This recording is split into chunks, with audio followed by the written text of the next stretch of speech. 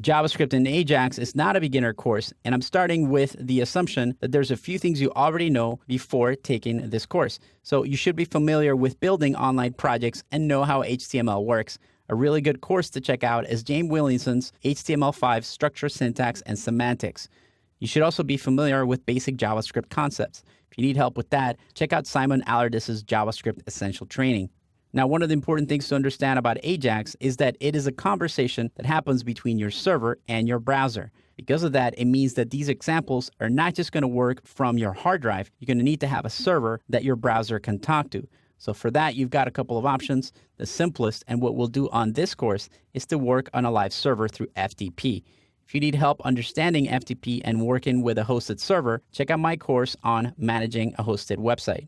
The other option is to run a local server on your machine.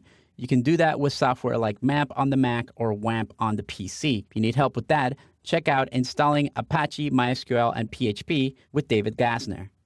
Now, you should be familiar and comfortable working with text editors like BBEdit, Sublime Text, or others. In this course, I'm going to use an editor called Espresso, but you should use your favorite text editor. If you're on a Mac, you may want to check out Text Wrangler from the Mac App Store.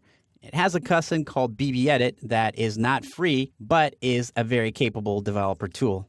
I like another editor that works on Macs, PCs, and Linux workstations called Sublime Text 2. Although it's not free, it's quite capable and fun to use. And it really doesn't matter which editor you use as long as it's something you're comfortable with. Finally, you're also going to need some sort of FTP application. I'll be using Transmig from Panic on this course, but if you're in a Mac or a PC, you may want to check out CyberDuck, which is a free FTP program for Mac and Windows.